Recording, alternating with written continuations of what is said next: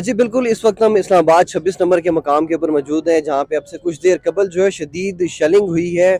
और मेरे साथ इस वक्त एक शहरी मौजूद है, इसका नाम पूछते हैं। आपका नाम क्या है? मेरा नाम है इरफान खान।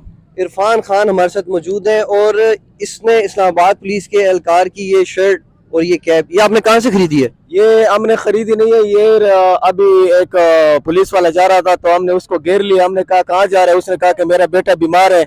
तो हमने जो इससे ये बैग चेक कराया तो इसमें इतने शेल थे कि हम कुछ कह नहीं सकते थे। तो फिर हमने उससे वर्दी निकाली है, और जो है ना, क्योंकि ये सारी रात हम पे शेलिंग कर रहे थे, जुल्म कर रहे थे, तो जुल्म का बदला हम जुल्म से देंगे इंशाल्लाह। हम खान के साथ खड़े। अच्छा, ये इस वक्त 26 नंबर की, ये इस वक्त 26 नंबर की सूरत हाल है कि यहाँ पे जो है वो कल से हालात कशीदा है।